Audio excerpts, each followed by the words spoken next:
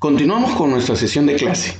Como decíamos, la domesticación de plantas y animales fueron sumamente importantes y también se encontró en esta zona de Paredones en Chicama que hace más o menos 6.775 años se logró domesticar lo que sería un maíz muy especial, que es muy parecido a este maíz que nosotros comemos, por ejemplo, cuando vamos al cine, como es el popcorn. Así que parece que ellos comían también este conocido popcorn ya desde épocas muy antiguas por el maíz de Paredones, que es un maíz reventador. De igual forma se domesticaron, como decíamos, camélidos como la llama y alpaca, que son justamente naturales y que al domesticarlos crearon, fueron producto de lo que sería el guanaco y la vicuña, pero que ahora nosotros teníamos dos productos importantes que servían como carne, servían como también su lana para ser utilizado, y en el caso de la llama para cargar algunas cosas de un lugar a otro. Entonces esto también es importante porque sucede ya en la Puna de Junín, más o menos por los años 7000 más o menos, ¿no? ¿Cómo se organizaron políticamente estos grupos? Eso es algo bastante interesante porque pasaron de sociedades de ser cazadores-recolectores a ser sociedades mucho más complejas, donde se observa diferentes tipos de diferenciación social. Personas en las cuales asumen un cargo político, religioso, y otros que son los comunes que viven alrededor de estos espacios ceremoniales que son importantes ir conociendo. Hace más o menos 5.000 años en el Perú ya se tenían grandes construcciones monumentales. Entonces, la historia del Perú está cambiando totalmente en estos últimos 10 y últimos 5 años con los descubrimientos que se están haciendo en arqueología que han cambiado realmente la forma de ver la historia del Perú y del Perú en la humanidad a través de lo que sería historia universal. Hoy vamos a tratar de hacer un recuento de todo ello. Los aportes culturales más importantes que se dieron en esta primera etapa fue la domesticación de plantas y animales. El origen a los muertos y a los ancestros comenzaron a haber entierros, cosa que es algo sumamente interesante, respetar a las personas. Luego vamos a tener nosotros interacciones entre regiones. Recuerden que decíamos que el clima era muy importante para el desarrollo de la cultura peruana o cultura andina. Especialización en la pesca y agricultura son dos funciones económicas que se comenzaron a desarrollar en nuestros pueblos. Surgieron arquitectura monumental, gigantes construcciones arquitectónicas, que eso es lo más asombroso, que se han hecho construcciones tan importantes donde se ha trabajado hasta tecnología de punta, pero por ejemplo la cerámica no estuvo desarrollada y muchas de las clasificaciones de la civilización tienen que ver justamente con que se haya desarrollado cerámica y en esta zona no, pero la arquitectura era increíble para el desarrollo que estábamos viviendo. Y por último, da origen a lo que sería toda la civilización andina que va a llegar desde ese momento hasta cuando se da el incanato. ¿Ok? Bueno, vamos a seguir avanzando mucho. Hay dos hechos muy importantes. Primero, de que este de verdad es el periodo más largo de nuestra historia antigua. Hay que comprender que estamos hablando que son más de 2.000 años, o casi 2.000 años, que se están estudiando de la existencia de estos pueblos que han ido desarrollándose y transformándose y que han habido muchos logros que vendrán para la historia del Perú, que hay que comenzar a reconocer que se dieron en estos lugares y en estas épocas. La cultura peruana va a ser clasificada por muchos científicos. En la década del 40, Junius Bird, un arqueólogo que está en Huaca Prieta, le denominó a este periodo precerámico. En el año 50, Frederick Engel, gracias a investigaciones que tuvo en lugares como por ejemplo Huaca Paraíso, que vamos a reconocer después, le dio también algunas características especiales basado en la arquitectura que él estaba observando, ¿no? Como por ejemplo el que tú estás viendo en este momento. Esto es una fotografía de Huaca Paraíso. Y la Huaca Paraíso en este momento ya se encuentra reconstruida y fue reconstruida por Engels, ¿ok? Hace casi más o menos más de 80 años. Él la reconstruyó de acuerdo a lo que entendía que estaba. O sea, no es exactamente como tú lo observas así. Esa es una reconstrucción que se hizo más o menos en los años 40, 50, pero que tiene la forma de acuerdo a lo que él había encontrado para poder entender cómo es que se desarrollaba esta. Acá puedes observar un poco mejor sobre Huaca Paraíso. Huaca Paraíso está en el Callao, en una zona donde termina el río Chillón. Estamos acá hablando de Lima, no estamos hablando de un lugar muy lejano.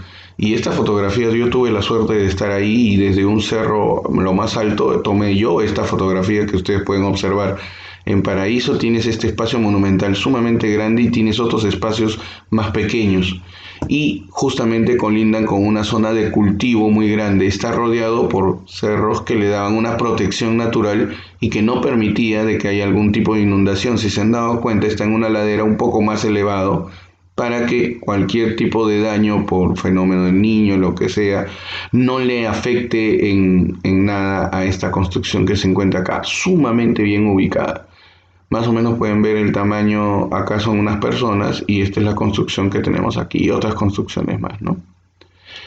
En el caso de los años 70 y 80, Fun Pineda ya hablaba sobre los excedentes de la producción en recursos marítimos, que generó que se desarrolle la cultura.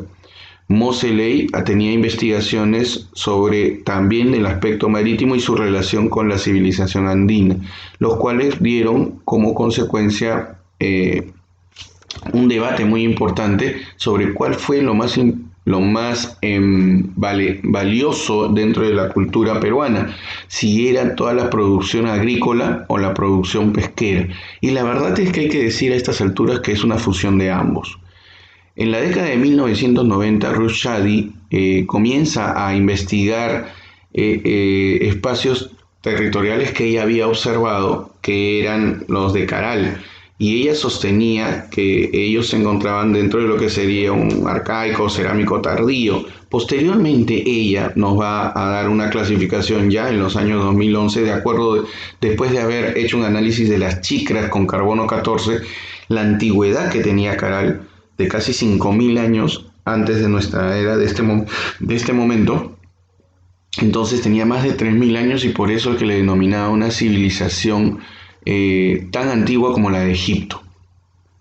Y entonces ella cambia y ya no le habla como de precerámico, sino se llama formativo inicial. Es ahí el término que se le está dando a esta época. Entonces tenemos el formativo inicial que termina más o menos en los años 1800 antes de Cristo y que empieza en el año 3000, que es casi el tiempo que Caral ha estado existiendo y que posteriormente en 1800 va a cambiar y se va a llamar formativo temprano. Formativo inicial es del año 3000 hasta 1800 antes de Cristo. ¿Ok?